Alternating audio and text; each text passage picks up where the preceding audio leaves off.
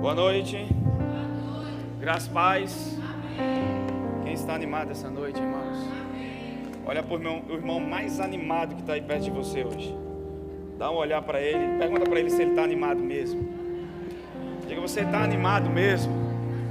Você veio receber de Jesus essa noite? Diga, veio comer da carne e do sangue de Jesus. Jesus disse em João: quem não comer da carne, participar do sangue, beber do sangue, não tem vida em si mesmo. Eu creio que essa é uma noite de reviravoltas, irmãos. Saudade de vocês. Final de ano chegando. Mas não é o fim das promessas de Deus. Isso é um ciclo que se acaba para uma temporada de favor e de bondade de Deus. Amém? Antes de começar a falar, hoje é uma noite de ceia. Nós vamos falar da ceia dos santos, da santa ceia ou da ceia do Senhor.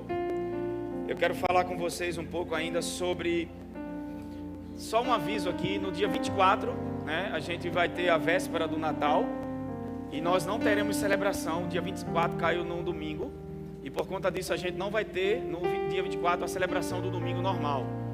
Não vamos ter celebração, tá? Então vocês vão poder ficar com os parentes de vocês, com os entes queridos.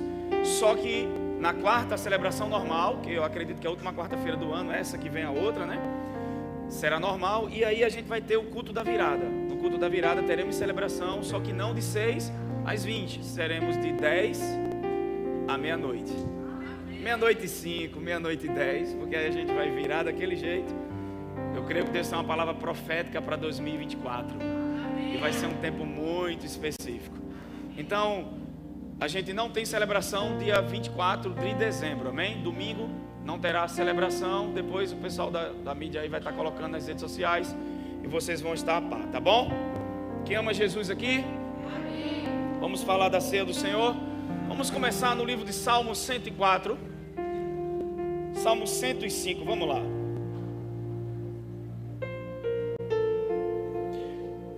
Eu quis falar da ceia porque eu acredito que eu só falei uma vez esse ano.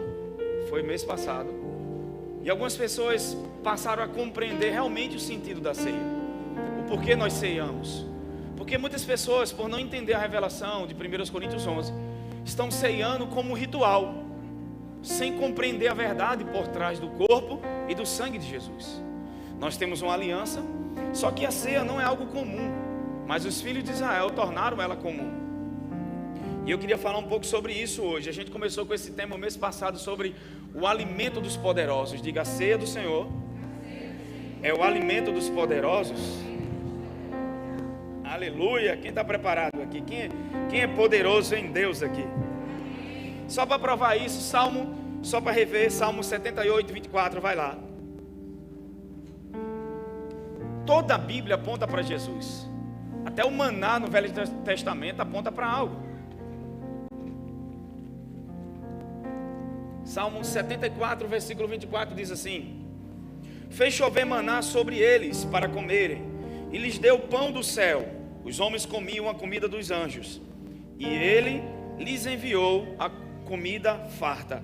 Na versão de concordância Young, porque tem a versão de Strong, a de Young tem outro autor que o nome é bem complicado, não sei falar direito, mas são três que traduziram, né, e trouxeram essas concordâncias. E na versão Young diz assim, ó, os homens comeram a comida dos anjos. E na versão Young em hebraico diz, cada um comeu o alimento dos poderosos. Aleluia. Agora vamos para o Salmo 105. Salmo 105, verso 34.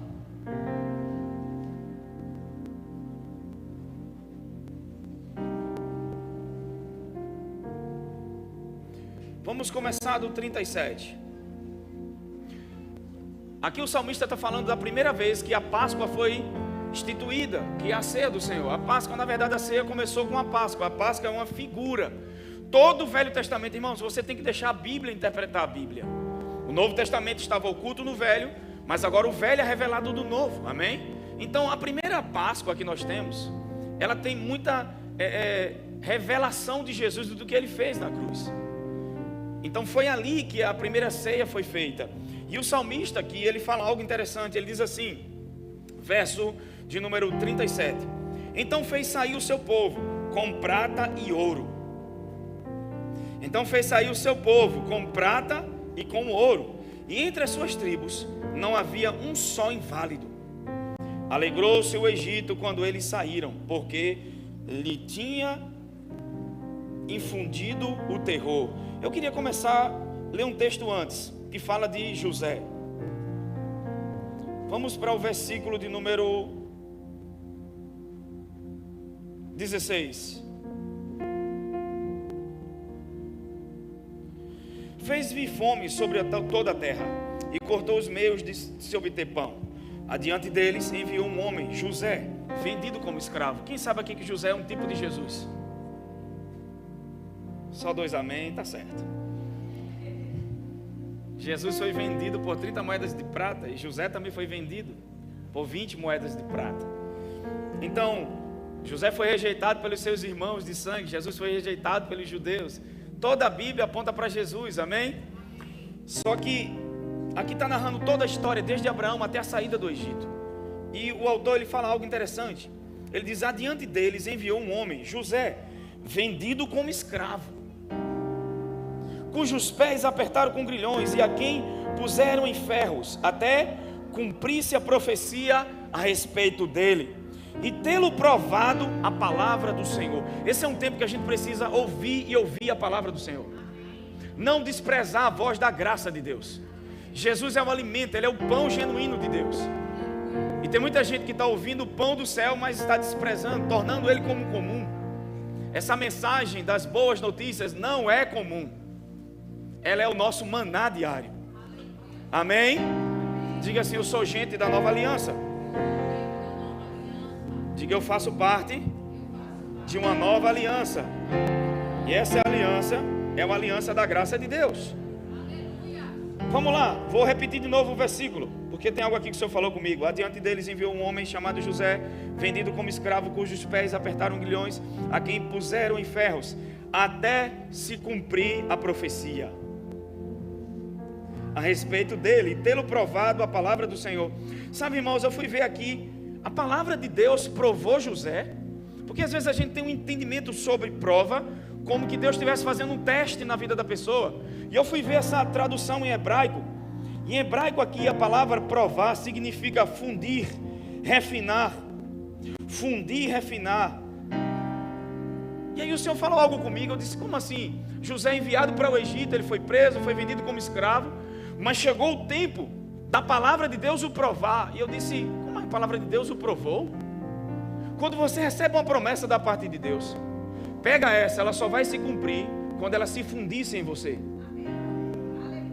Chegou um tempo que ninguém sabia mais quem era a promessa e quem era José. Se tornou-se uma coisa só. Maria carregava Jesus em forma de feto, a palavra viva. Nós temos Jesus em nosso coração, a sua palavra. Tudo que o inimigo está trabalhando nesse tempo é para tirar a palavra da igreja, é para distorcer a mensagem do evangelho, porque só há uma forma de vencer e se alimentar e crescer em fé: ouvindo as boas novas do evangelho de Cristo. Só que não é só ouvir, é meditar e gastar tempo com a palavra. E a Bíblia diz que esse homem chegou a um ponto que a palavra se fundiu. Você sabe quando um orive? Porque aqui esse texto em hebraico está falando de alguém que trabalha com ouro. Refinar, está falando de refinar o ouro, fundir-se. Imagina que você agora quer refinar algo. Você vai tirar todas as impurezas e vai deixar só aquilo que é perfeito. E fundir-se é esquentar e aquecer ao rubro. É chegar a um ponto de fundição daquele tipo de metal que ele fica tão quente que ele se derrete. E ele se funde com outro metal e se torna uma coisa só. A palavra de Deus nesse tempo, ela está fundindo o teu coração, está se fundindo com você. O que é que isso significa? Você e a palavra estão se tornando um. As pressões estão aumentando, o diabo está trabalhando lá de fora, porque ele está vendo o resultado da palavra de Deus no seu coração. Então ele está tentando chamar a sua atenção. Ele está trabalhando com tudo à sua volta, trazendo calúnia, perseguição, levantando mulher de Potifar, levantando os irmãos, levantando de tudo. Por quê? Porque você recebeu um sonho, uma revelação. Quando você recebe uma revelação, você começa a ser perseguido. Então o inimigo vai fazer pressão com relação à promessa. Mas o que é que o Espírito Santo está fazendo? O Espírito Santo está trabalhando em você, para você se tornar um com essa promessa. Quando Maria recebeu a promessa, o problema é que nós vivemos uma geração que só recebe promessa. Vivemos uma geração que está baseada em muitas teologias, mas teologia sem experiência. Eu não quero ser essa geração de Marta, eu quero ser a geração de Maria, que começa a ver dele e recebe da plenitude dele. Marta olhou para Jesus e viu ele cansado. Maria olhou para Jesus e viu sua plenitude e começou a receber dele. Irmãos, quando eu olho para essa palavra, eu vejo a plenitude dela e aí eu começo a receber. Está na hora de sentar para receber de Jesus. Pega no ombro de alguém e diga: você que está muito agitado e ansioso. Diga: você está focando no lugar errado. Você está olhando para o lugar errado. Diga: você não pode controlar as circunstâncias à sua volta, mas você pode controlar para onde você está olhando. As notícias aí fora não tem nada para te oferecer, mas se você parar para ouvir, como Maria, recebendo do Senhor, se prepare. Maria ouviu a promessa, recebeu a promessa e possuiu a promessa. Tem muita gente só ouvindo a palavra, ouvindo e não traz lambano para ela. Ela não recebe. Não sei vocês, mas eu quero receber. Eu não quero viver teologia sem experiência. Eu quero permitir que o Espírito Santo torne a palavra em mim uma só coisa. Olha para o seu vizinho e diga: quem olhar para você não vai saber quem é você e a palavra. Quem olhava para Maria via a palavra crescendo dentro dela. Oh, aleluia. Eu não sei porque eu poderia pregar em tantas coisas, mas o Espírito Santo manda dizer: a promessa está tomando forma dentro de você. Pega no ombro de alguém e diga: tudo está à tua volta piorando, porque está chegando o tempo de dar a luz. As pressões só provam que tem algo muito grande querendo sair.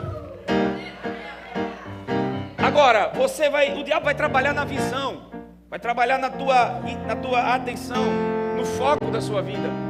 Então você deve, como Maria, sentar para receber de Jesus. Amém? Então o versículo 37 diz o seguinte: então Israel passou 430 anos aprisionado lá, e o Senhor fez uma promessa, enviou o libertador. E aí veio o dia da ceia, que era a Páscoa. E naquele dia, o primogênito de toda a terra do Egito morreria. E Deus deu uma ordem a Moisés, para que na casa de cada hebreu pintasse os umbrais de madeira com sangue. Madeira nos umbrais com sangue. Isso fala de alguma coisa para você? E o anjo da morte, quando veio, não entrou. Só que algo aconteceu naquele dia. Eles não só saíram do Egito, porque Deus os tirou com muito poder. Tem coisas na tua vida que Deus vai te libertar e vai tirar você com muita força disso. E você não vai sair da maneira que entrou, você vai sair com lucro. De toda a situação que Deus tira você, Ele tira você com lucro. Josafá foi enfrentar os inimigos. Quando chegou lá, os inimigos tinham morrido e só tinha lucro. Toda a luta que você entra, sabendo que Deus está com você, você vai sair dela com lucro. Só que o texto diz aqui que não havia um fraco, um doente. Olha que coisa interessante. Então fez sair o seu povo com ouro e com prata, e entre suas tribos não havia um só inválido, fraco ou doente. Irmãos, para analisar. 2 milhões de pessoas, como não havia uma pessoa enferma ali? Eles trabalhavam arduamente, trabalhavam fazendo tijolos, e Faraó ainda tirou a palha dos tijolos. É tanta unção que até as crianças correm para cá, irmão. É sobre isso mesmo. Teve uma época que, tudo é sobre isso, é sobre isso, é sobre isso. Então vamos lá. Deus fez sair com prata e com ouro e não havia um doente. Como foi que não saiu um doente se eram milhares de pessoas trabalhando arduamente? Trabalhando de forma muito dura. Por quê? Porque no dia da libertação, eles comeram a carne do cordeiro. E esse cordeiro tinha que ser comido cabeça, pé, não podia sobrar nada. Isso fala de Romanos 1,16. A Bíblia diz que eu não tenho vergonha do Evangelho, porque o Evangelho é o poder de Deus para a salvação de todo aquele que crê. A palavra salvação ali é soteria, que é a palavra sozo, que vem de soteria, que significa bem-estar, prosperidade, cura, proteção. Deixa eu te dizer, o Evangelho ou a graça de Deus é o poder de Deus para te capacitar a não só ser salvo, mas ser liberto, ser curado, ser próspero e estar inteiro e completo em todas as áreas da sua vida. Quem pode dizer amém? Eu quero esse poder. Quem quer esse poder aqui hoje? O problema é que pegam só uma parte da salvação. Então, a salvação, a ordem lá do Êxodo era, Deus disse para Moisés, tem que comer a cabeça, os pés, comer todo o cordeiro, não podia deixar nada. Eu não sei vocês, mas eu não quero só ser salvo e vai para o céu. Eu quero viver tudo aquilo que Jesus comprou e conquistou para mim naquela cruz. Então está na hora de comer todo o cordeiro, amém? Olha para o teu vizinho e diga, a prosperidade que Jesus conquistou pertence a você. A cura que Ele conquistou pertence a você. A paz que Ele conquistou pertence a você. Está na hora de você comer o cordeiro por completo, ou não ficar só com uma parte da salvação. Atos dos Apóstolos, capítulo 2, versículo 46, vamos lá.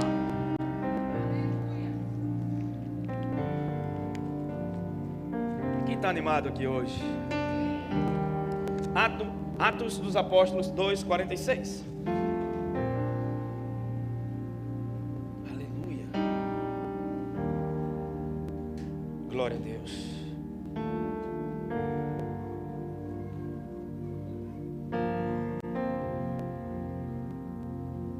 Quem achou, diga amém.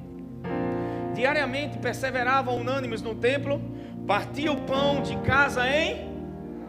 Espera aí, diariamente, está falando da igreja primitiva. Quando Jesus morre e ressuscita, eles agora estão reunidos, adorando ao Senhor. E olha o que acontecia. Diariamente perseveravam unânimes, aonde?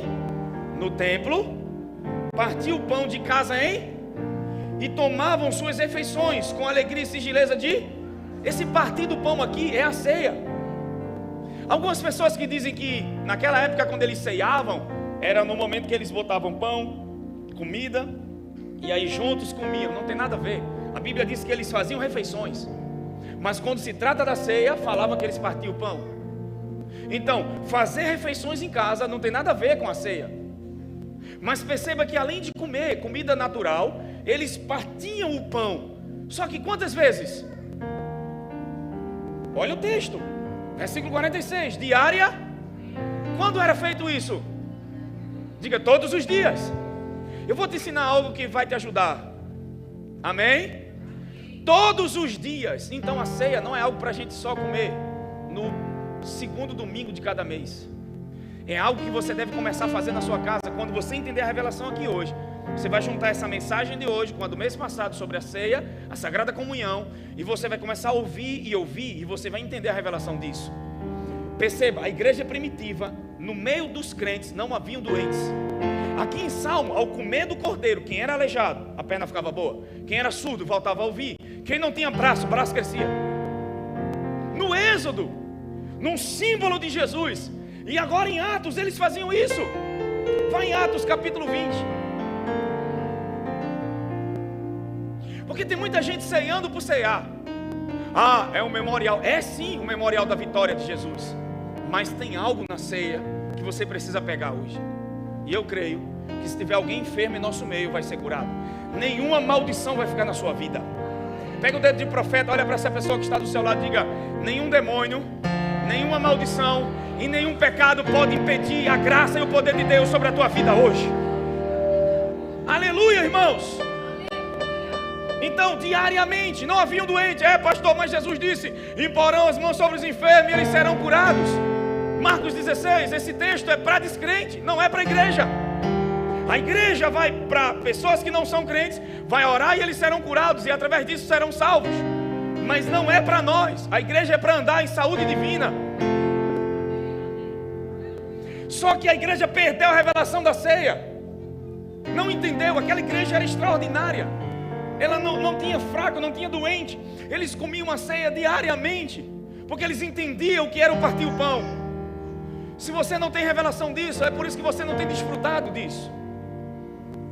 Eu já vi vários testemunhos de pessoas que foram curadas de Alzheimer, né? Alzheimer, né? Pronto, esse nome aí. Meu irmão Frank foi curado do Covid, no período mais difícil do Covid. Pega isso aqui, vamos lá. Atos capítulo 20. Estou só começando, irmão. Fica tranquilo. Versículo 7. No primeiro dia da semana, estando nós reunidos com o fim de partir o pão. Qual era o motivo da reunião? Partir o pão é o quê? Partir o pão é o quê? Aí as pessoas pensam que é... aí eu já vi um pregador, até intitulado da graça, dizendo, fala da mesa. As pessoas falam muito da mesa, mas não fala da revelação do pão e do sangue. Também tem um aspecto de compartilhar de comunhão na mesa da Sagrada Comunhão, amém? Porque aqui fala da comunhão também do Senhor, mas tem algo profundo que Jesus deixou para nós. Porque essa igreja, no primeiro dia da semana, nós, olha o que é, sabe o que é primazia? Vem primeiro, amém? O que é primazia tem que vir primeiro. A Bíblia diz que a gente fica buscando coisas que não são necessárias, são coisas importantes, mas a Bíblia não mandou você ir atrás. Ele diz que só tem uma coisa necessária: sentar aos pés de Jesus para receber dele e do seu amor. E o que é que a gente faz? Uma série de coisas. A gente busca proteger família, negócios, saúde, e tudo isso é importante. Não é que essas coisas não são importantes, mas Jesus nunca mandou você guardar nada disso. Mandou você guardar o coração e mandou você só fazer uma coisa necessária: sentar aos pés dele para receber dele. E é por isso que a gente vive uma geração totalmente agitada, perturbada. Porque ele disse: Marta, eu vejo você inquieta com muitas coisas, só uma necessária. Por que a gente está sempre preocupado com muita coisa?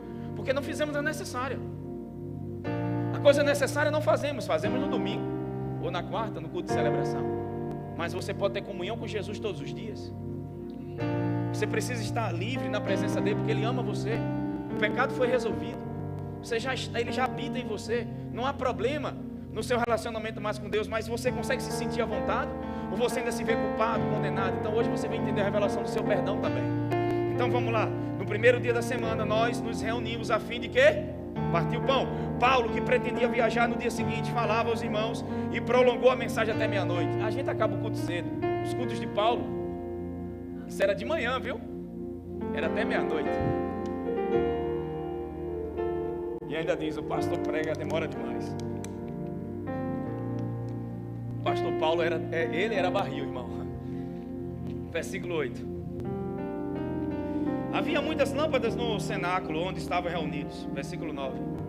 Um jovem chamado Eutico, o nome Eutico em grego significa boa sorte, que estava sentado numa janela, adormecendo profundamente durante a prolongada mensagem de Paulo, vencido pelo sono, caiu do terceiro andar abaixo. Você percebe onde é que Paulo está pregando? No terceiro andar, lugar alto. E ele cai, porque adormeceu para o que Paulo pregava. A igreja perdeu sua boa sorte porque ela dormiu para a mensagem da graça de Deus. E ela tem caído de um lugar alto e ido para a sua performance, para o seu braço, para a sua própria justiça. Mas Paulo, olha o que Paulo fez. Vencido pelo sono, caiu. Quando levantaram, estava morto. Eutico morreu. A igreja perdeu sua boa sorte porque adormeceu para a mensagem genuína. Ela tem dormido para a mensagem do Evangelho. E é por isso que Eutico caiu, a boa sorte caiu da igreja. Nós precisamos ouvir o que Paulo prega. A mesma coisa foi em Atos 27, quando Paulo está naquele naufrágio, no navio, que ele ia para Roma, e houve um naufrágio. Antes do naufrágio, Paulo pregou para aquele povo, falou uma palavra, eles não ouviram a pregação de Paulo, não deram crédito, e o navio quase naufragava e todo mundo morria. Eles não atenderam a pregação do que Paulo pregava. O que é que Paulo pregava? Paulo é o maior pregador da nova aliança. A igreja tem dormido para o que Paulo tinha pregado. Nós temos pregação sobre tudo no corpo de Cristo, sobre o que se deve fazer, mensagens de autoajuda, palavras de impacto. Eu vejo nas redes sociais, até no Instagram, só mensagens fakes. Irmãos, está na hora da mensagem gerar vida dentro de nós primeiro, porque senão vai ser só algo bonito para o povo, que a gente nem vive isso. Eu não quero viver uma teologia sem experiência. Nós precisamos ir para o lugar de comunhão e ouvir diretamente dele. A graça de Deus nos leva a uma vida no Espírito. Só há uma mensagem. Paulo disse: se tiver um outro evangelho diferente, é um evangelho que não é o da graça de Deus. Então não venha com essa história, é essa pregação da graça que faz o povo cair. Que faz o povo cair é a lei, que faz o povo cair a sua concupiscência da carne. Está debaixo da graça, não é estar debaixo de pecado. Mas Gleison Góes pulando, ele prega, ele pode até citar a graça, mas se está vivendo em pecado, não está debaixo da graça. Porque Romanos 6:14 diz: o pecado não terá domínio sobre vós, porque vocês estão debaixo da graça. É a graça de Deus que te leva a viver acima do pecado, irmãos. E se tem alguém na carne, você pode estar em sua concupiscência, você pode estar na lei. Ah, pastor, mas a Bíblia não diz que cair da graça é pecado. Nunca. A Bíblia diz que cair da graça é tentar se justificar pela lei mosaica. não é cair em pecado. Você cai em pecado depois que caiu da graça. Você não cai da graça quando peca. Para pecar, tem que cair primeiro da graça. Então graça não é isso que as pessoas pregam.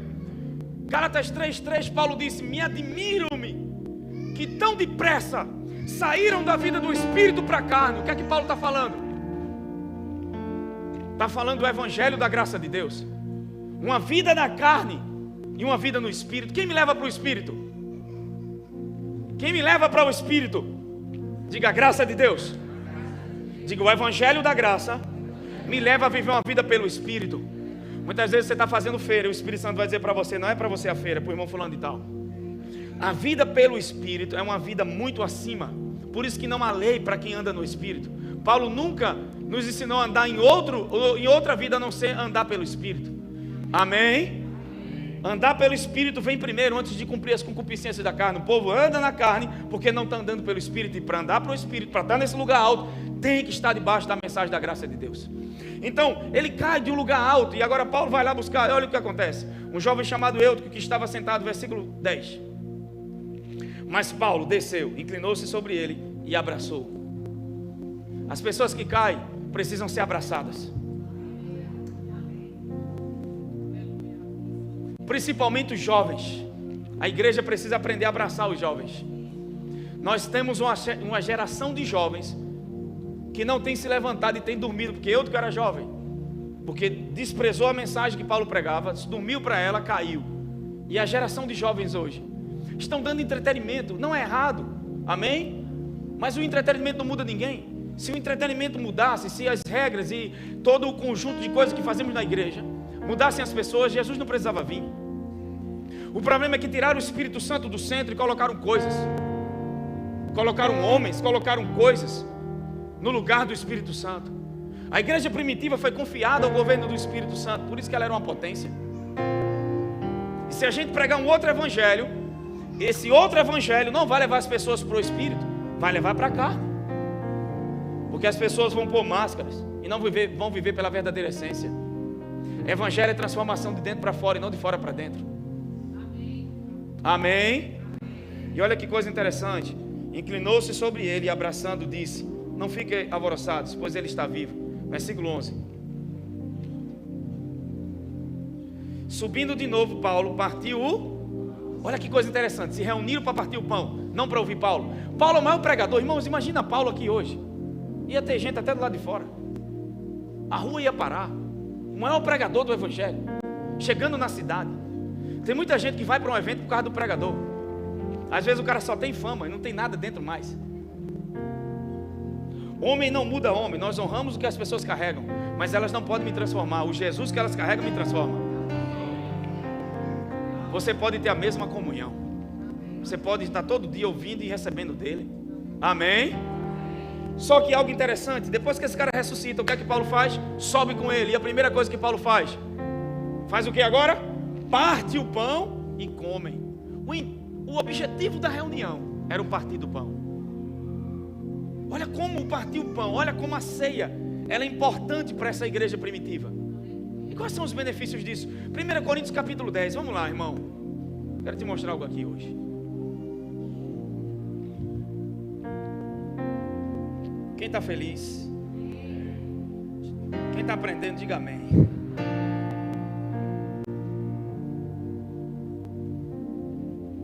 Aleluia, Deus é muito bom, irmão. Você crê que Deus é bom? Vamos para 1 Coríntios capítulo 10, versículo 15, vai lá.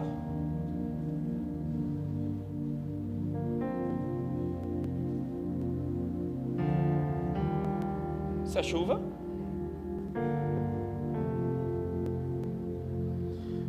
Vamos começar com o versículo 15. Amém? Você nunca mais vai empurrar as bênçãos de Deus para o futuro. Você vai começar a vivê-las hoje. Pega o dedo de profeta, olha para alguém que está do céu e diga: hoje você vai desfrutar das bênçãos de Deus. Diga: pare de empurrar para o futuro. Diga: a promessa de Deus já se cumpriu em Jesus. Está na hora de receber e viver a partir daquilo que Ele fez. Aleluia, irmãos. A única promessa que a gente ainda não pode desfrutar de um corpo glorificado, mas logo, logo, de quantas profecias já se cumpriram. E outra coisa, Jesus não está voltando, parece que ele está vindo e não chegou. Jesus vai voltar, amém? Porque tem gente que diz, Jesus está voltando. Jesus não está voltando, irmão. E que demora é essa? Que volta é essa que não chega? Jesus vai voltar. Quando ele volta, volta. Não tem esse negócio aqui, amém? Porque parece que ele está voltando, está no meio do caminho, né? Tudo já está cumprido. Agora tem uma promessa que você ainda não tem como desfrutar, que é do corpo glorificado. Mas todas as outras já pode desfrutar agora. Você já tem um céu aberto dentro de você. Oh, meu Deus do céu, irmão. Falo como a pessoas sábias. Na minha versão, Oliver Tree diz assim: falo como a criteriosos, julgai vós mesmos o que digo. Porventura, versículo 16, vamos lá, 16.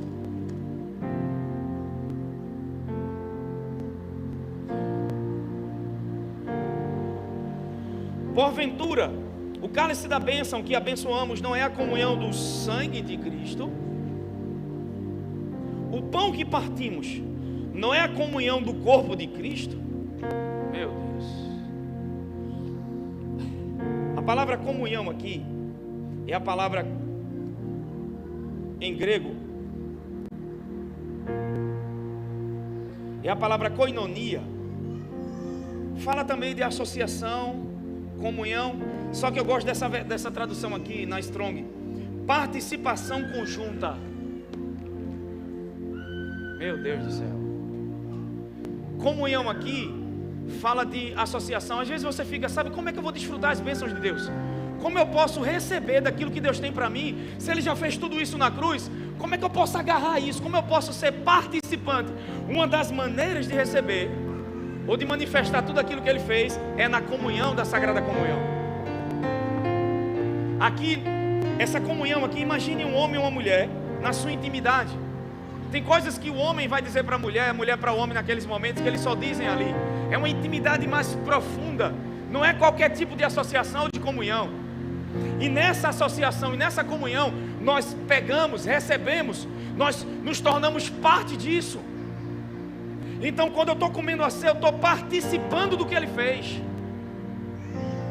Eu estou sendo parte daquilo que Ele fez. Porque tudo que a gente quer, quem quer receber do que Jesus fez aqui? Quem quer participar do que Ele fez aqui? Pelo amor de Deus. Quem quer viver em saúde divina aqui?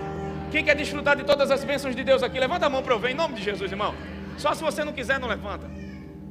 Então se você quer isso, para analisar agora comigo. Uma das formas é através da comunhão. Porque um alimento faz o homem cair, e um alimento restaura o seu corpo. Eles não compreenderam no Velho Testamento o que era o maná. 1 Coríntios 11, vamos lá.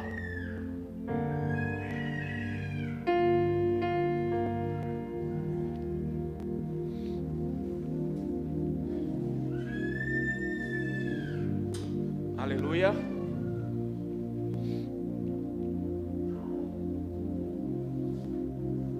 Quem está comigo aqui hoje? Aleluia. Diga: Deus é bom. Quem quer ser participante daquilo que Ele fez? Eu não sei vocês, mas eu quero participar. 1 Coríntios 11, 23. Vamos lá. Eu estou dando um ensinamento aqui, porque muitas vezes a gente está fazendo a ceia, participando da ceia, sem a revelação dela. Aí você come por comer. A partir de hoje, você que está em casa pode pegar um pouco de vinho e também um pedaço de pão e pode ceiar com a gente na hora da ceia, mesmo estando em casa. A ceia é algo que não é algo religioso que você tem que fazer só na igreja. Você pode juntar a sua família e fazer ela em casa, todos os dias. Eu tenho um amigo chamado Anderson. E esse amigo, ele tinha um problema de gastrite. E ele começou a falar para mim do que a ceia fez na vida dele. Ele foi curado da gastrite. Ele nem podia tomar café, ele nem podia comer alguns tipos de alimentos. E ele disse que quando recebeu a revelação da ceia, começou a cear todos os dias em casa, com a esposa e com a filha. E o que aconteceu com ele? Depois eu vou te falar que, sabe, irmãos, você pode ficar menos doente cada vez mais. Você adoece menos quanto mais participa da ceia. Mas Gleison, me disseram que se eu não discernir o corpo do Senhor, eu vou ser amaldiçoado quando comer. O problema é esse, as pessoas usam a ceia para autoanálise de pecado, e a ceia não é para isso. Amém, irmãos? Amém. Olha o que Paulo está dizendo aqui. Deixa eu pegar minha outra versão. Hoje eu estou bem tranquilo, porque eu quero que vocês entendam. Então, só vou terminar quando realmente entregar tudo que o Senhor falou comigo.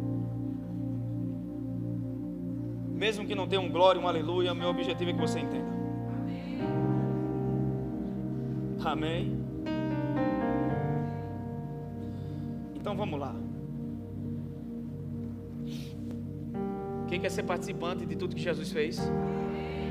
Eu já estou nele, eu já sou uma nova criação, não você. Mas agora, sendo uma nova criação, Jesus deixou um alimento para nós, que repara as consequências da queda. E muita gente não entende o que é a ceia. E olha o que é que Paulo diz: pois eu recebi do Senhor o que também vos entreguei. Eu recebi de quem? Do Senhor. Paulo não diz eu recebi de Mateus, eu recebi de Marcos, eu recebi de Pedro. Mas por que se Mateus escreve sobre a morte do Senhor e a última ceia, João escreve, Lucas escreve, Marcos escreve, mas agora Paulo na nova aliança vem trazer essa revelação? Se isso não fosse importante, Paulo diria: olha, nós vamos ter esse momento de ceia, mas eu recebi aquilo que Mateus falou, eu entendi, estou dando a vocês. Não, Paulo disse: eu recebi do Senhor. Foi algo que Jesus fez questão de dar a ele, para que ele pudesse ministrar o corpo de Cristo. Então ele começa a dizer: eu recebi do Senhor que também vos entreguei, que o Senhor Jesus, na noite que foi traído, tomou o pão e tendo dado graças. Meu Deus do céu, eu já vi pessoas dar graças a Deus quando ganham um carro, quando estão felizes, mas sabendo que vai ser traído, dá graças. O Senhor disse para mim esses dias: tudo aquilo que você não coloca sobre o solo da gratidão exerce influência sobre a tua vida.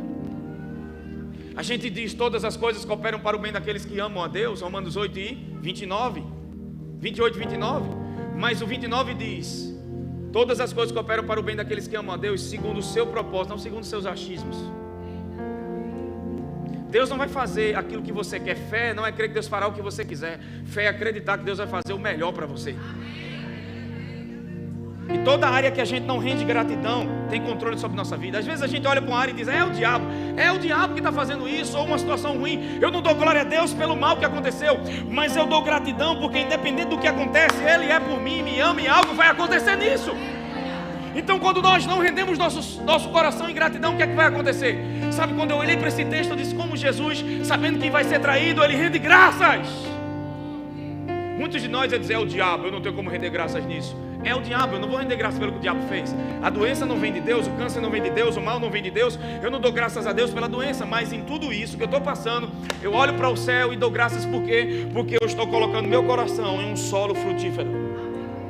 O Senhor disse para mim: tudo aquilo que você não coloca no solo da gratidão exerce influência, tenta controlar a sua vida. Você diz: é o diabo, mas isso está exercendo influência. E se o diabo perceber que uma área da tua vida te deixa mais feliz do que a verdade, é nessa área que ele vai te trabalhar. Você não sabe, pastor, para eu ser pleno, meu marido precisa mudar. Então é aí que o diabo vai trabalhar. Eu não preciso que meu marido mude, eu mudei, eu estou bem, independente da mudança dele. Diga: é evangelho. Você já desfruta agora? A gente está esperando que alguma coisa aconteça para a gente ser feliz? Eu recebi do Senhor, e tendo dado graças, o partiu e disse: isso é o meu corpo, que é dado para quem? Em favor de vocês. Façam isso em memória de mim. 24, 25. Aleluia.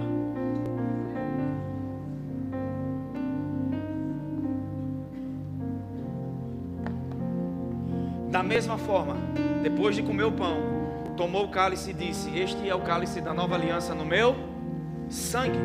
Façam isso sempre que beberem em memória de mim. Versículo 26. Porque sempre que comerem desse pão e beberem do cálice do Senhor, vocês anunciam a morte do Senhor até que Ele venha. 27.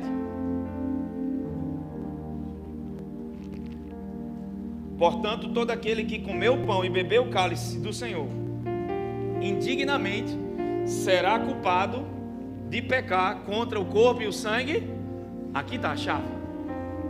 Calma. Portanto, todo aquele que come e bebe o cálice do Senhor indignamente. Aqui é um advérbio. Indignamente. Ele não diz que eles eram indignos, ele diz que a maneira como estavam comendo era indigna. A forma como se colocavam para comer é que era errada. Sem revelação, sem entendimento, comiam com glutonaria, comiam para ficar, bebiam para ficar embriagados. Hoje isso não tem como acontecer, porque nós só estamos aqui com os elementos, e é um pedacinho muito pequeno. Se você ficar embriagado com um copo de uva, sem álcool, eu digo que realmente você tem algo sobrenatural na tua vida hoje. E se você comer um pedacinho desse pão e for glutão, então não tem como hoje ser indigno, porque a maneira indigna é que eles iam para comer, iam para beber, e não por causa da revelação do partir o pão e do sangue. Eles não sabiam o que estavam fazendo. Tanto é que o versículo você não pode tirar, irmão. Gleison, mas eu acho o que eu penso. Irmão, deixa eu te dizer, uma criança certa vez chegou na beira de uma piscina, olhou para ela e achou que era rasa, pulou e morreu. O que eu acho, o que eu penso não é a verdade. A gente tem que saber realmente a verdade pela Bíblia. E o contexto dessa história não é isso. Paulo repreende eles pela maneira que eles estão comendo. Paulo não diz que eles são indignos. Colossenses 1:12, vai. Tem alguém comigo aqui hoje? Dando graças ao Pai que nos tornou dignos de participar da herança dos santos no reino. Olha para o teu vizinho e diga: o que te torna digno.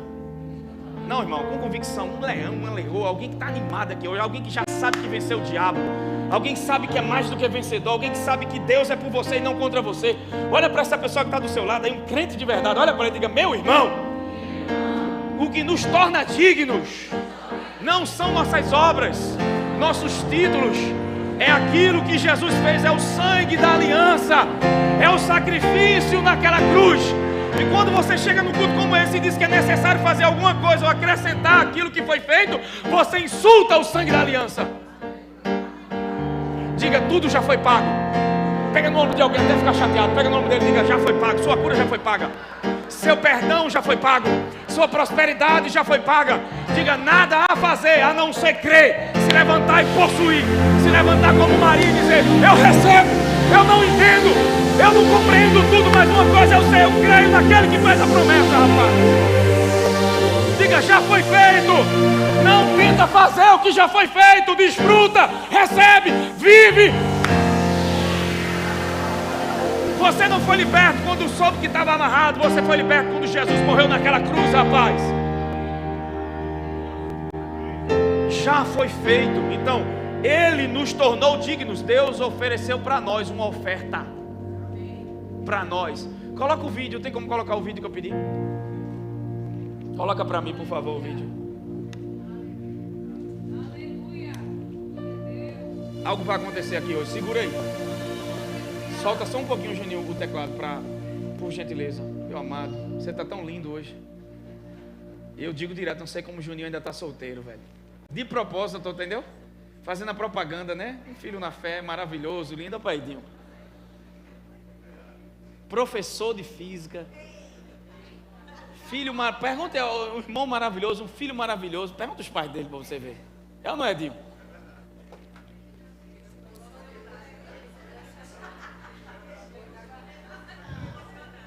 Sei de uma coisa, os filhos vão nascer tudo com esse cabelo, meu velho.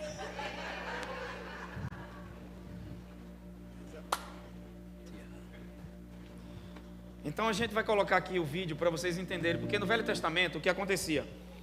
Todo israelita, por causa da lei mosaica, ele tinha que levar um cordeiro para ser oferecido por conta dos seus pecados. Então, o pai de família, o homem, tinha que levar o cordeiro e apresentar diante do sacerdote. Ele analisava o cordeiro. Se o cordeiro fosse branco, sem mancha, sem defeito, apontado para o sacrifício perfeito que é Jesus, aí esse animal era aceito. E olha o que acontecia. Solta aí. Esse homem representa o pecador. Ele traz o cordeiro inocente com a figura de Jesus. Assim fazia no Antigo Testamento. Ele traz para o sacerdote que representa os olhos de Deus. E os olhos de Deus que são santíssimos examinam não o pecador, mas o cordeiro. A questão não é se você é bom, mas se o seu cordeiro é bom. É óbvio, você está lá porque pecou. Ele olha para o cordeiro está bem. Eu e você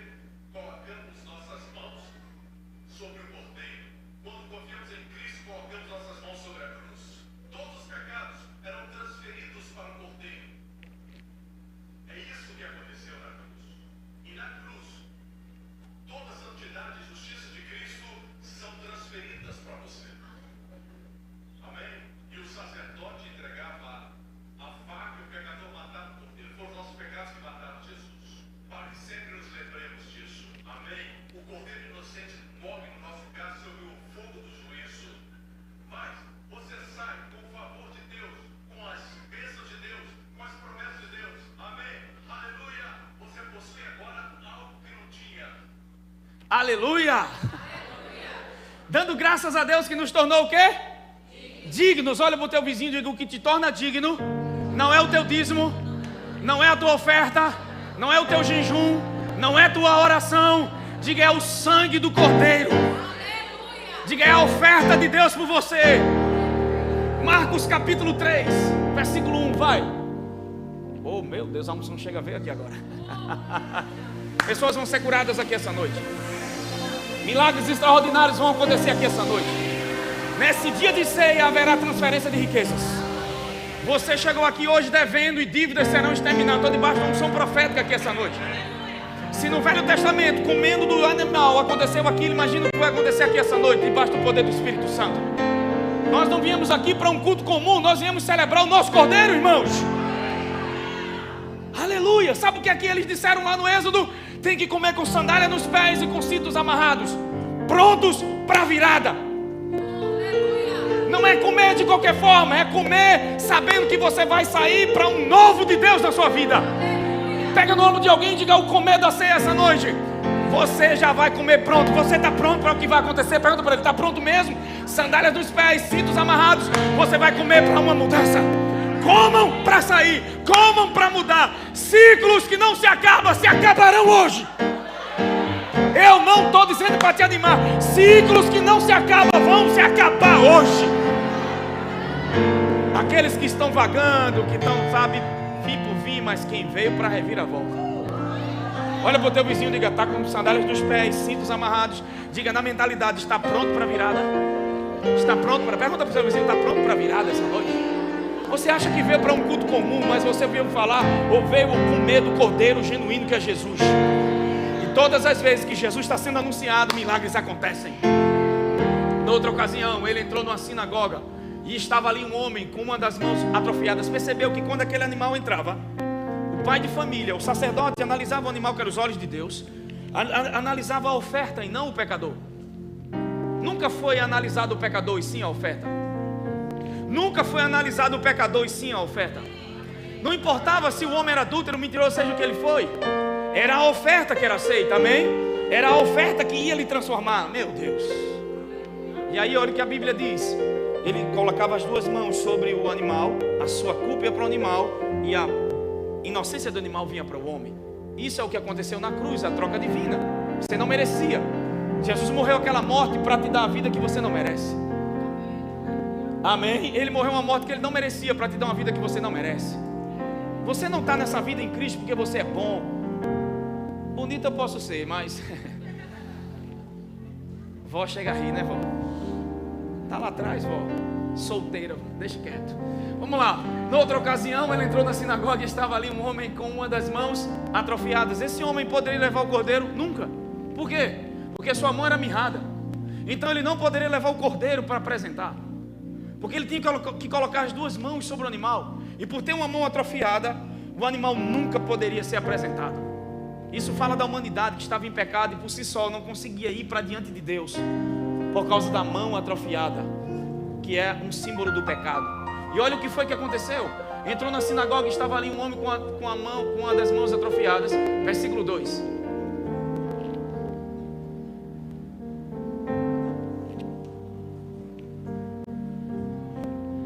Sério?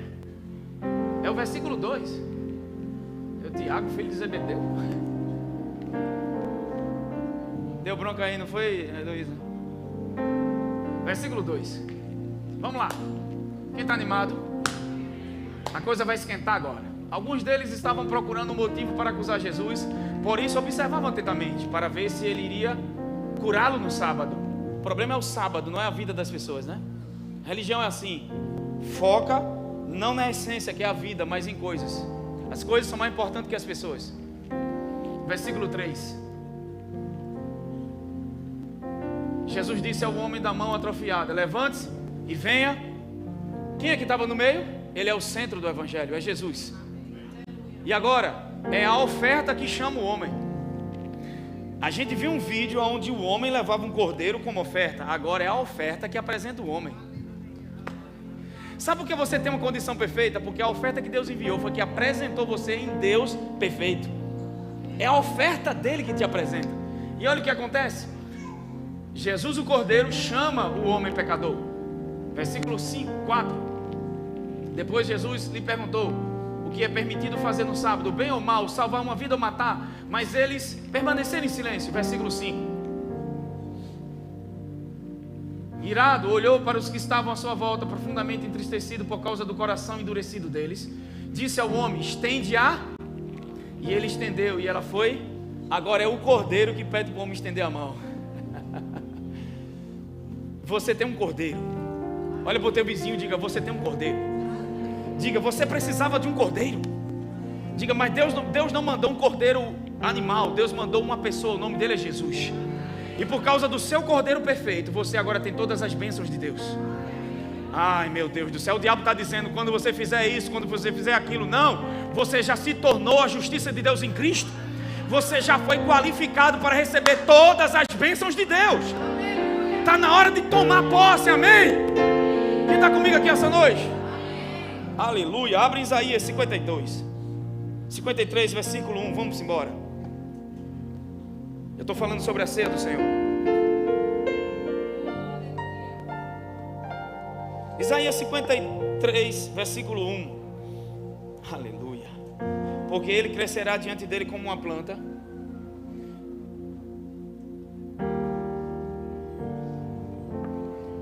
Quem creu em nossa pregação, quem creu em nossa mensagem, a quem foi revelado o braço do Senhor? Versículo 2. Ele cresceu diante dele como um broto tenro. Eu vou ler na minha versão. Porque ele crescerá diante dele como uma planta tenra, e como uma raiz que sai de uma terra seca. Ele não tem forma nem beleza, e quando vemos, não há beleza que devamos desejá-lo. Ele é desprezado e rejeitado pelos homens, um homem de dores, e familiarizado com a dor. Escondemos dele, por assim dizer, nossos rostos. Ele foi desprezado, e nós não o estimamos. Certamente, verdadeiramente, ele tomou sobre si todas as nossas dores e carregou com as nossas doenças. No entanto, nós o considerávamos ferido por Deus e afligido. Mas ele foi ferido pelas nossas. Por que ele foi ferido? Por causa das nossas transgressões. Foi moído pelas nossas iniquidades. O castigo que nos traz a paz estava sobre ele, e pelas suas pisaduras fomos sarados. Todos nós, como ovelhas, nos desviamos. Nós nos voltamos, cada um para o seu próprio caminho, e o Senhor fez cair sobre ele a iniquidade de todos nós. Volta para o versículo 3, por favor. Jesus sofreu coisas que você nem possa imaginar. Ele foi dilacerado por causa da nossa cura, amém? Aleluia. Por que Jesus teve que passar por tanto sofrimento? Algumas pessoas pensam que ele era feio por causa desse versículo. Irmãos, alguém que nasce como Jesus, com sangue real, nunca seria feio. Ele nasceu belo e bonito. Onde é que ele se torna feio? Quando ele assumiu nossa figura na cruz. Porque quando Adão cai, Deus olha para Adão e diz: Adão, onde está você? Adão perdeu a identidade e propósito. Então quando Jesus está na cruz, ele ficou desfigurado. Isaías 52 diz que ele nem parecia ser um homem. Então ele não era feio. Ele se tornou horrendo na cruz, porque foi através de ficar sem forma, sem identidade, que ele nos devolve identidade e forma diante de Deus. Quando Deus olha para você, vê beleza, porque ele se tornou feio na cruz, por causa do pecado. Ele nunca foi feio. Não tem como um ser humano desse ser feio, com esse sangue que ele carregava e quem ele era, amém? Só que por que Jesus teve que sofrer tanto? Se nenhuma oferta pelo pecado sofria, você viu que o animal era visto, analisado, se era branco, se não tinha mancha nem defeito, o animal não era torturado. Nenhuma das ofertas do Velho Testamento, de Levítico pelo pecado, eram torturados animais. Eles não eram torturados. E por que Jesus foi? Você já parou para analisar isso? Então por que ele foi torturado? Porque ele teve que passar por tanto sofrimento. Ele é o cumprimento de todas as ofertas levíticas. Só que tem algo aí. Vamos para o versículo 24. Versículo 4 que diga. 53 de Isaías, versículo 4. Certamente ele carregou as nossas, e as nossas dores ele... Juninho, bota aquela canção. Diz que amado sou. Tem como? Te amo. Isso.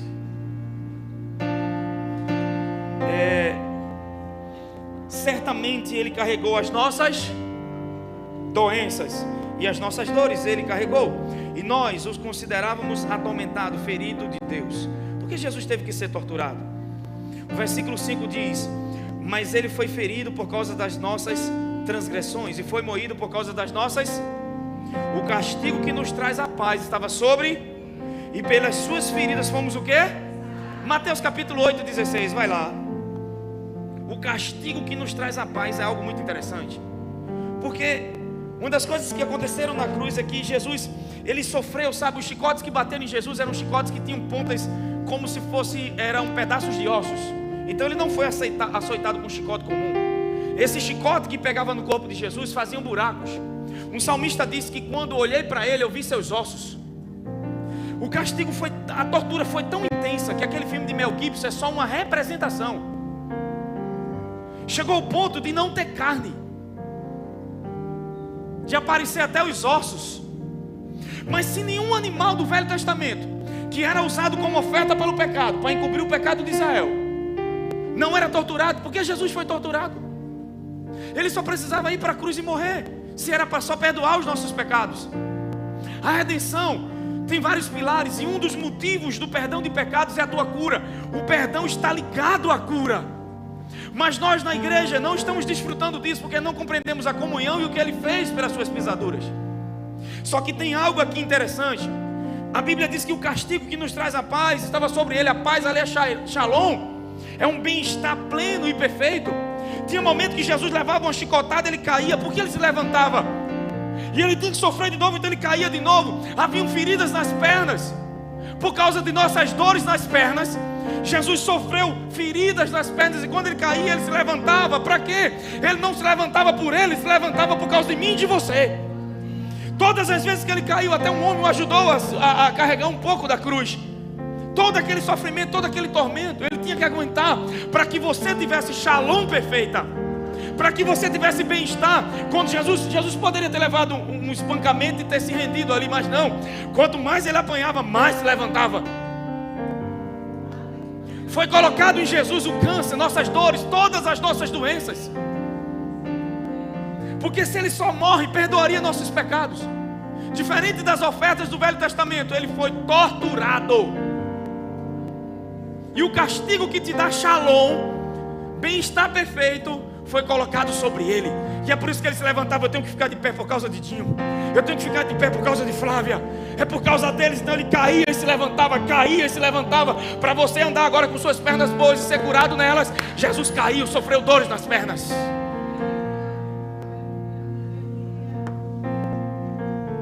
Olha o que Mateus 8,16 diz. Ao anoitecer foram trazidos a Ele muitos endemoniados, e Ele expulsou os espíritos, e com a palavra curou todos os doentes. Jesus curou todos em Israel. Jesus curou todos que iam a Ele. Aleluia. 1 de Pedro 2,24, vai lá.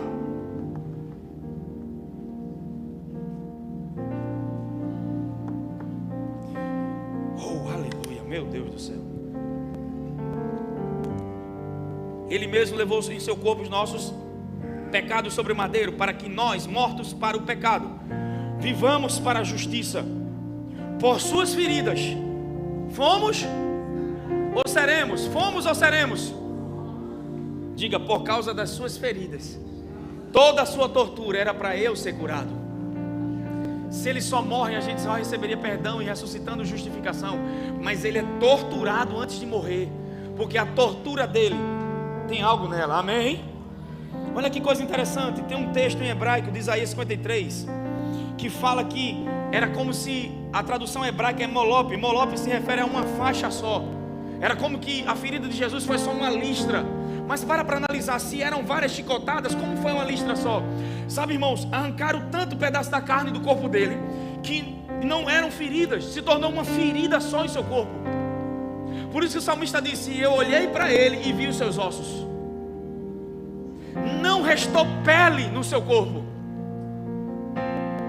Era uma só listra nele. E por que isso? Por causa da minha e da tua cura. Meu Deus do céu. Vamos lá, Salmo 129.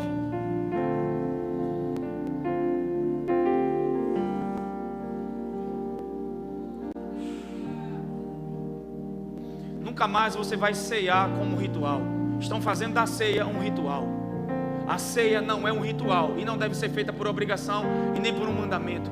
Ela é a linguagem do amor de Deus, mas ela traz revelação da cura de Jesus para nós. E não só no corpo físico. Você que está passando por depressão, o castigo que nos traz a paz, ali fala da alma, da mente dele.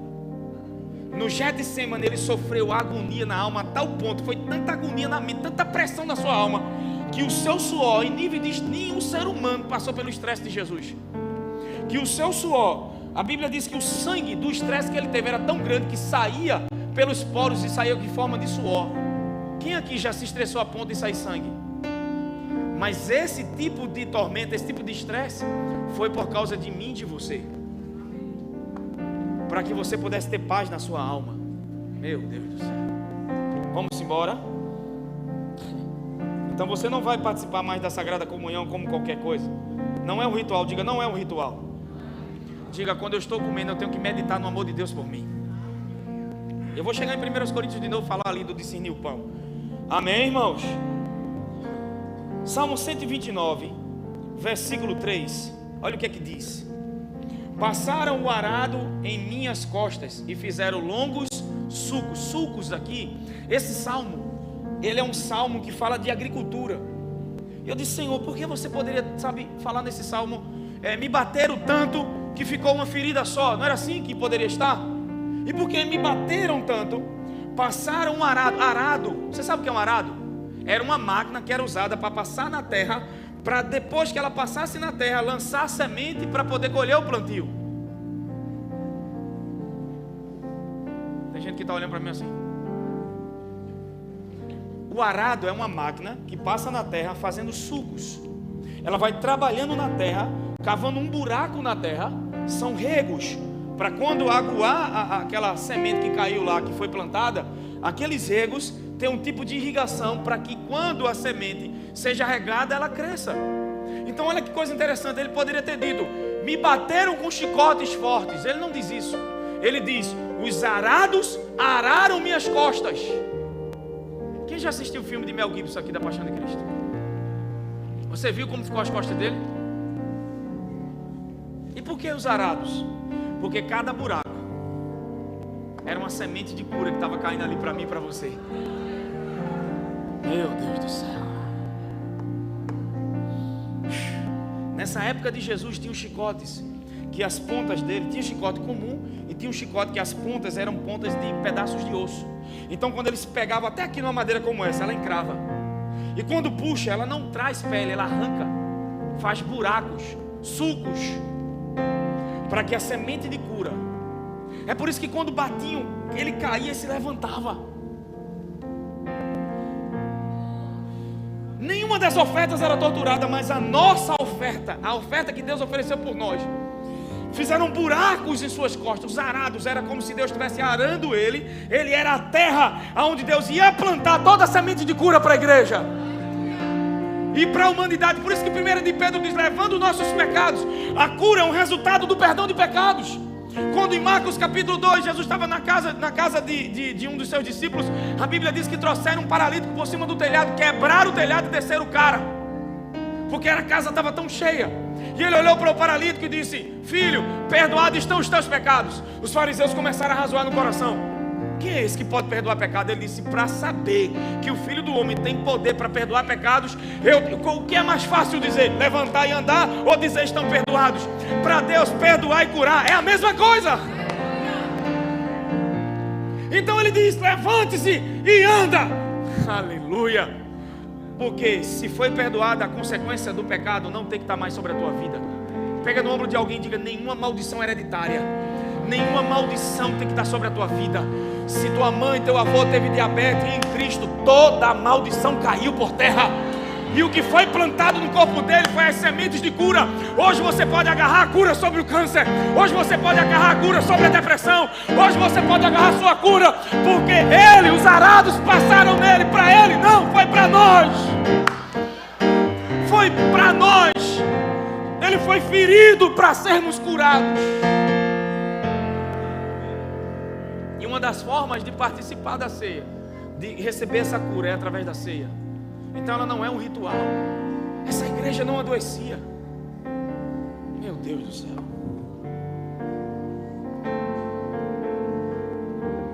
Quem está comigo aqui hoje?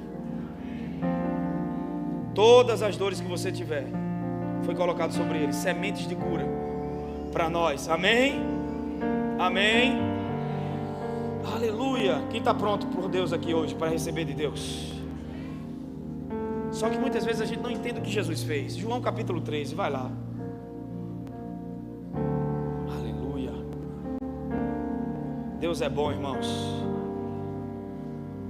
Diga, por causa da cruz, eu posso receber da chuva abundante. Chuva fala da graça de Deus. Aleluia. João capítulo 13. Depois de ir para a cruz, o ato de humanidade de Jesus, o ato de humildade de Jesus, o maior ato de humildade de Jesus, sem ser o da cruz, foi de lavar os pés dos seus discípulos. E olha o que é que a Bíblia diz, um pouco antes da festa da Páscoa, que é onde ele seria morto, sabendo Jesus que havia chegado o tempo em que deixaria este mundo e iria para o Pai, tendo amado os seus que estavam no mundo, amou-os até o fim. É muito amor, irmãos. Não é começar te amando, é te amar até o fim. Não é te amar quando você faz tudo certo, mas é te amar até quando você erra. O amor de Deus por você não muda. Quem pode levantar a mão para cima e dizer: o amor de Deus por mim não muda? Diga: o amor de Deus por mim não falha. E sabe o que é que Deus quer? Que você tenha a revelação que Paulo teve. Porque quando você tiver a revelação do amor de Deus, você vai estar certo que nada nessa vida pode te tirar desse amor. Versículo 2. Estava sendo servido o jantar, e o diabo já havia induzido Judas Iscariotes, o filho de Simão, a trair Jesus. Versículo 3. Jesus sabia que o Pai havia colocado todas as coisas debaixo do seu. Isso é muito forte. Meu Deus. Sabendo que o Pai lhe deu poder sobre tudo que existe e que viera de Deus, e estava retornando a Deus, levantou-se da mesa, tirou a capa e colocou uma toalha em volta da cintura. Em seguida derramou água em uma bacia e começou a lavar os pés dos discípulos e a enxugá-los com a toalha que estava em sua cintura. Meu Deus. Sabendo que recebera todas as coisas do Pai e quem Ele era. Aqui não é com senso de vazio. Tem muita gente servindo no corpo de Cristo, só que Jesus, ele se abaixa aqui em plenitude, porque ele sabia tudo que o Pai lhe deu. Tem muita gente fazendo por senso de vazio, ou para tentar ser alguma coisa na igreja, vai servir alguma coisa. Você só vai servir em plenitude quando você souber verdadeiramente quem você é nele, quando você souber tudo que o Pai lhe deu. Amém? Porque tem muita gente dizendo: sabe, eu estou me humilhando nessa situação. Não, você já está humilhado, já está no chão, por isso que você está desse jeito. Jesus não, só pode se humilhar quem está em posição de autoridade. Ele era o maior naquela reunião, e sendo o maior se humilhou. Ele poderia se humilhar, por quê? Porque ele era grande, ele era rei, e mesmo sendo grande, sendo rei, a Bíblia diz que ele se baixou. Meu Deus do céu. Ele não se abaixou para tentar, sabe, ganhar a aprovação dos outros. Ele sabia quem ele era, ele sabia o que foi entregue em suas mãos. Isso é um lugar de plenitude. Tem muita gente no corpo de Cristo tentando saber quem é, e aí diz: será que eu sou um profeta? Será que eu sou um mestre? Será que eu sou um apóstolo? Que tal você entender que você é filho? Que tal você entender que seu chamado é ser filho de Deus? E porque é filho de Deus, se encontrando nesse lugar, você vai fluir em todos os dons, ou no dom que Deus te chamou para fluir. Então veja a igreja buscando posição, buscando coisas de homem, sem entender quem eles são em Cristo. Jesus sabia quem ele era. Está na hora de você se descobrir, está na hora de você saber quem verdadeiramente você é. Porque tem gente dizendo: você não sabe, eu estou numa situação, eu me humilhei. Você não se humilhou, você já estava no chão. Jesus não. Ele estava numa posição alta e ele abaixou para servir. Eu vejo muita gente na igreja pegando os pés das pessoas, lavando, sem entendimento disso. Não é simplesmente lavar o pé de Dinho com a bacia, é a atitude do coração. Às vezes as pessoas falam muito sobre honra na igreja. A maior honra é na ausência das pessoas. Sabe, eu honro você, apóstolo. Não é dizendo que me honra, é na minha ausência. Porque honra é atitude do coração. Eu amo você, eu honro você. Na verdade eu estou com intenção em alguma coisa que tu pode me dar. Isso não é honra, isso é egoísmo e interesse próprio. Honrar é sem buscar interesses próprios. E é na ausência das pessoas que a verdadeira honra acontece. Amém? Estou encerrando. Quem está comigo aqui hoje? Então vamos lá. Se puder baixar só um pouquinho, Juninho, o teclado. Pega o dedo de profeta, olha para alguém que está do seu lado, diga: meu irmão, quando você sabe que é um filho de Deus, justo em Cristo, assentado com Cristo nos lugares celestiais, e sabe que seu Pai Celestial lhe deu todas as coisas, é quando você pode se permitir ser humilde.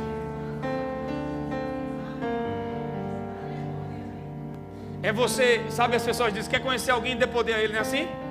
Quer conhecer mais ainda, tira o poder dessa pessoa. E quer conhecer mais ainda, tira o poder que você tirou dessa pessoa e dê a outro.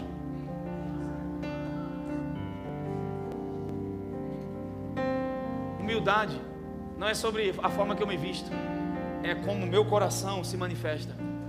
E eu nunca vou ser realmente humilde enquanto eu não entender quem eu sou e aquilo que Ele me deu. Amém?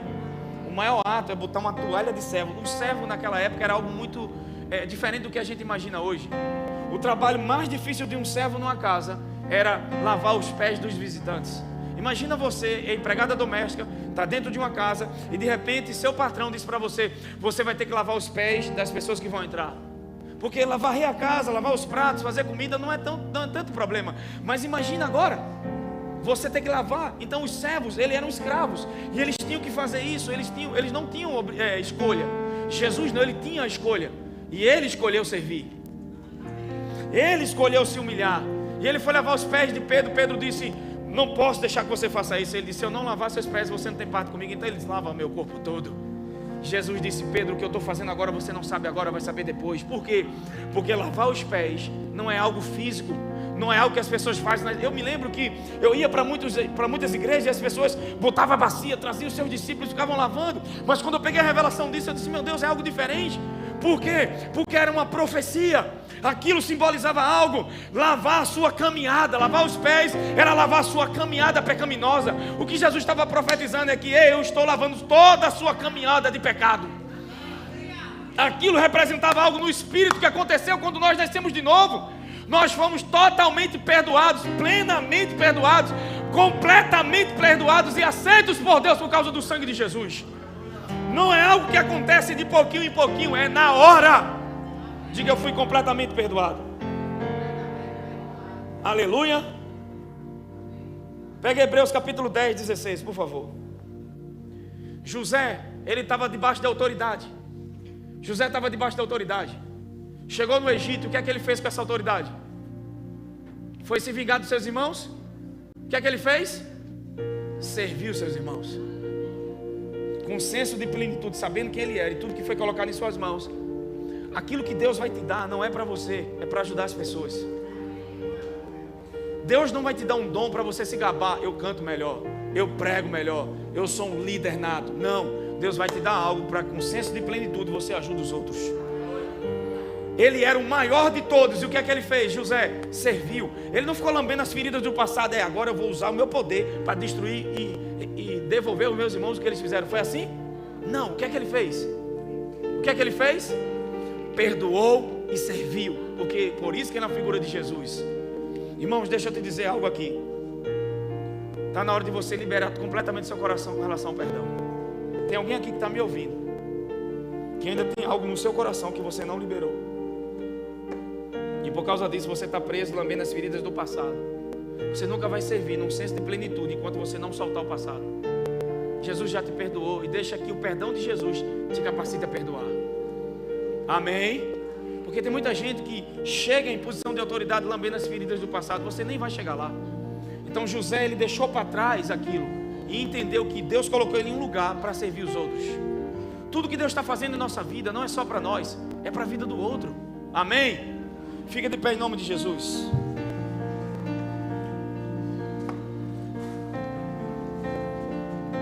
Aleluia. Oh, glória a Deus. Queria chamar o louvor aqui à frente.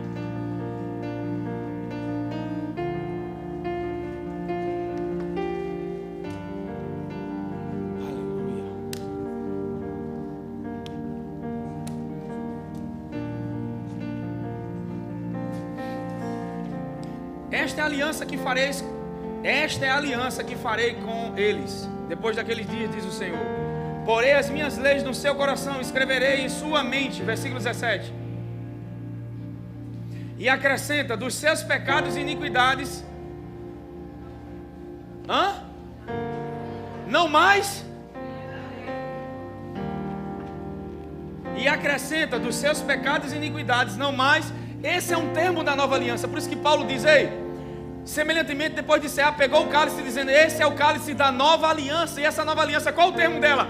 Dos seus pecados não me lembrarei mais. 1 Coríntios 11, para a gente cear, versículo 26 e 27, por favor.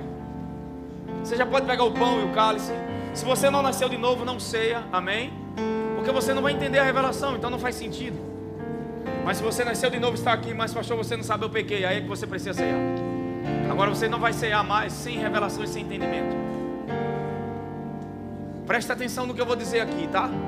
Porque sempre que come desse pão e bebe do cálice, vocês anunciam a morte do Senhor. Versículo 27.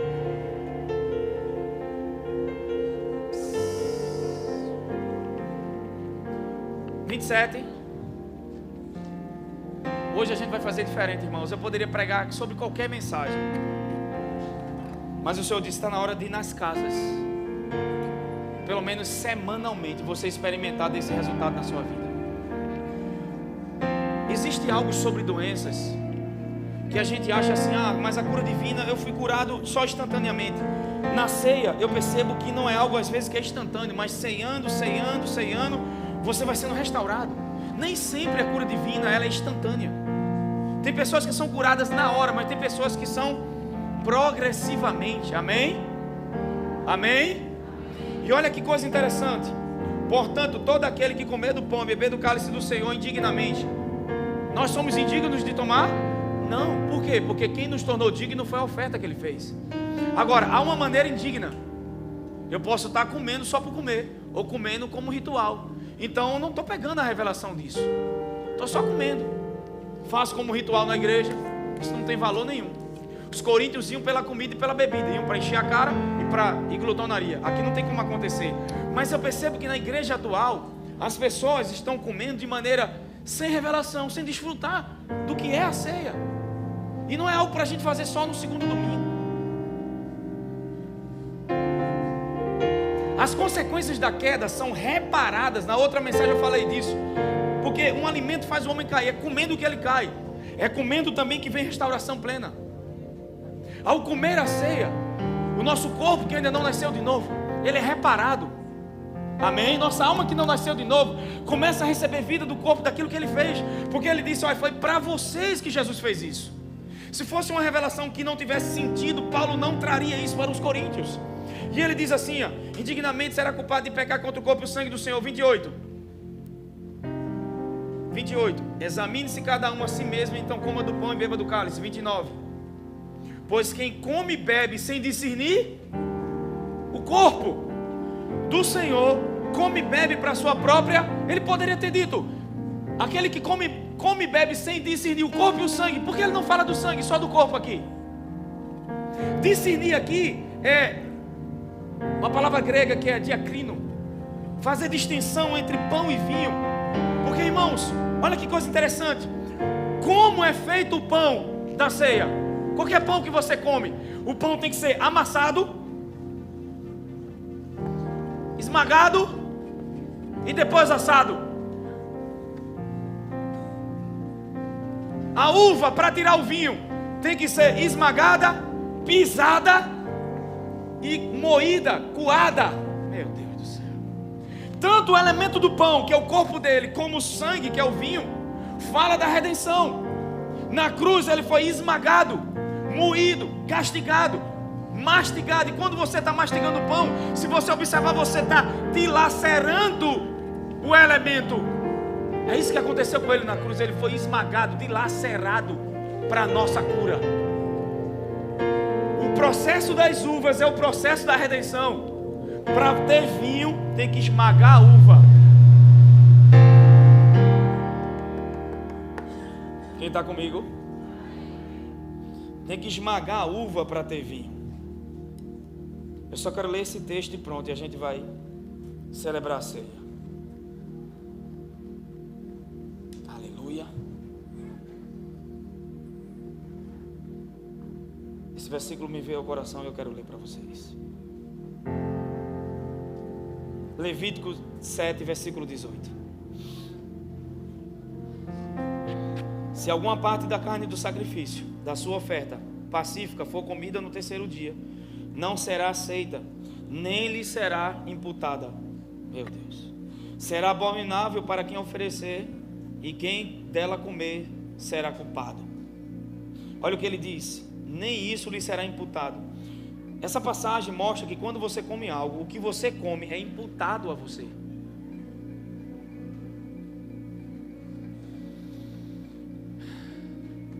Koinonia, 1 Coríntios. O inimigo odeia essa mensagem. Poucas pessoas estão pregando sobre isso. E de um tempo para cá o Senhor tem me levantado para a revelação da ceia. E Ele disse para mim: por muito tempo você prega até cura na igreja, mas não ensinou ceia para essa igreja. É por isso que hoje eu estou bem calmo. A gente sabe, irmão, não estou nem preocupado com fluir com nada. Eu quero que você entenda. Só que tem algo aqui. A gente quer tudo aquilo que Jesus fez na cruz, não quer? Já é nosso. Nós já podemos usufruir dela pela fé, agarrar pela fé que é lambando. Mas tem outra forma de ser participante disso tudo. 1 Coríntios 10, 16 diz: porventura o cálice da bênção que abençoamos não é a comunhão do sangue de Cristo? O pão que partimos não é a comunhão do corpo, comunhão, koinonia, participação conjunta. Você vai ser participante. Meu Deus, ser participante do que Ele fez. Eu não sei vocês, mas eu quero esse resultado na minha vida dele. Tem áreas da tua vida que vai ser reparada através da ceia. Pessoas estão sendo curadas de, como é o nome da doença? Alzheimer. Toda vez eu tenho dificuldade, irmão, de falar essa palavra. Alzheimer. Esquecimento. Tem alguém com dores na região lombar sendo curado agora.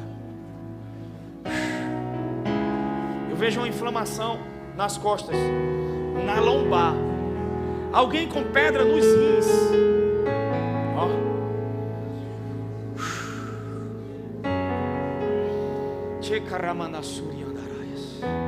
Até o vigor físico será restaurado na ceia. Mas Gleice, eu venho ceando por muito tempo, todos os meses, e nunca senti nada. Por quê? De maneira indigna, sem revelação, você vinha ceando. Porque há muitos fracos e muitos que dormem, porque comem em pecado. Não tem nada a ver com isso. Porque eles estão morrendo, porque eles poderiam receber cura. Ficam fracos e morrem antes do tempo por não pegar a revelação da ceia. Se tivessem discernimento do que é o corpo, comeriam e não morreriam antes do tempo. Esse é o motivo que Paulo disse: porque eles estão morrendo, porque eles não compreendem o corpo. Estão fracos, estão doentes, porque não discerniram o corpo do Senhor. E aí vem os pregadores sem revelação e diz: se você comer assim em pecado, você vai morrer. E a pessoa fica tudo com medo de ceiar. Ou então os que vão cear: hoje é ceia, não tem nem graça. Uma irmã me disse no culto que ela veio do mês passado: pastor, quando eu vi que era ceia, chega, me deu uma tristeza. Eu disse: ceia, não tem nem graça. Quando ela escutou o que eu preguei, meu Deus, ela disse: agora eu entendi. Ela disse: eu fui curada naquela noite, e minha vida mudou depois dessa revelação. A gente vai cantar o louvor, vai deixar a adoração fluir aqui agora. Quando você come, algo é imputado a você. Olha o que Levítico está dizendo: se alguma parte da carne do sacrifício, da sua oferta pacífica, for comida no terceiro dia. O que é que ele estava dizendo? Não é para comer no terceiro dia, é para pegar fresco. A revelação é para hoje. O que Deus está me dando é para agora, então tem que comer agora. Então eles tinham que comer naquele dia. Se não comer naquele dia, for no terceiro dia, não vai ser imputado a vocês. Então quando eu como, algo é imputado a mim. Cura é imputada a você. Saúde, paz, shalom, bem-estar é imputada a você quando você come. É por isso que o diabo não quer que você entenda a revelação da ceia. Todos os dias na sua casa você vai pegar um pedacinho de pão. Mas não vá com essa, né? Olha, tem esposo que vai dizer: tá vendo, o pastor disse, eu vou comprar garrafa de vinho. Não estou mandando você se embriagar. Eu estou falando de uma revelação de algo importante na sua vida. Você vai fazer isso na sua casa. Quem está em casa agora pode fazer em casa, junto conosco agora. Eu sei o que Deus mandou fazer aqui essa noite.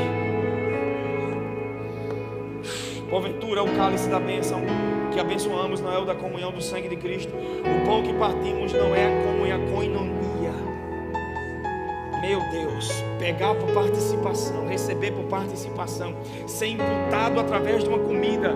O pecado entrou na humanidade imputado por uma comida. Meu Deus, foi um alimento que Adão come que faz ele cair. Deus também está usando um alimento para restaurar o que a queda trouxe como efeito. E o que é que a queda trouxe? Doenças, enfermidades. Existe algo acontecendo aqui. Fecha os olhos. Sim, Juninho, vem com essa. Vai, deixa só tocar essa música.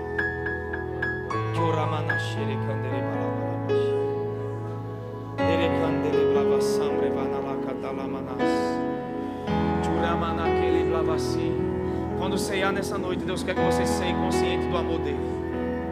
Comece a se perdoar.